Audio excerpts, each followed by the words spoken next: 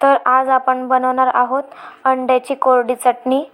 त्यासाठी मी बारीक चिरलेला कांदा घेतला आहे व बारीक चिरलेला टमाटर घेतला आहे। त्यानंतर गॅस ऑन करायचा व त्यावर कढई ठेवायची। कढईमध्ये तेल टाकायचं। तेल थोडं जास्तच घ्यायचं जेणेकरून आपली जी चटणी आहे ती थोडी मस्त छान अशी एकदम छान येते, कोरडी कोरडी नाही येत। त्यानंतर तेल गरम झाल्यानंतर त्यात जिरे टाकायचं। जिरे चांगल्या प्रकारे फ्राय झालं त्यानंतर बारीक चिरलेला कांदा टाकायचा व कांद्यालाही चांगल्या प्रकारे लाल होऊ द्यायचं।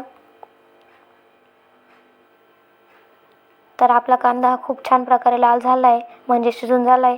त्यानंतर टमाटर टाकून द्यायचा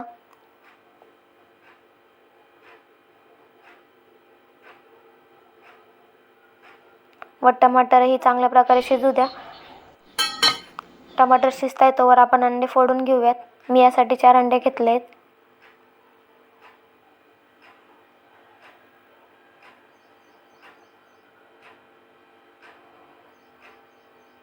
जर तुम्हाला चटणी जास्त करायची असेल तर कांदा व टमाटरचे जे प्रमाण आहे ते जास्त वाढवून द्यायचं। त्यानंतर अंडे फोडून झाल्यानंतर चटणी टाकायची। चटणी थोडी जास्तच टाकायची, कारण चटणी कमी असल्यास ना आपली जी चटणी ना अंड्याची चटणी ती खूप अशी गोड गोड लागते, म्हणून चटणी थोडी जास्त टाकायची व त्याला मिक्स करायचं। या अंड्याच्या पेस्टमध्ये आपण मीठ व तिखट टाकलं आहे। त्यानंतर हे टमाटे जे आहेत ते शिजून झाले आहेत। त्यानंतर हे अंड्याचं हे टाकून देऊयात आपण,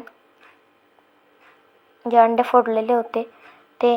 त्यानंतर आपला जो गॅस आहे ना तो हाय फ्लेमवर करायचा व पटापट पटापट हलवत राहायचं जेणेकरून ते खाली चिटकायला नको।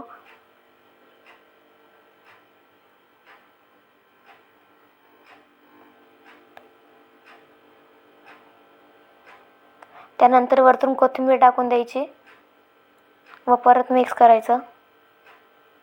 याला चांगल्या प्रकारे लाल होऊ द्यायचं, म्हणजे चांगलंच शिजू द्यायचं, कारण ना ती गोड नको लागायला। तर रेडी आपली अंड्याची भुर्जी म्हणजे अंड्याची कोरडी चटणी। नक्की ट्राय करा व चॅनलला सबस्क्राईब करायला विसरू नका।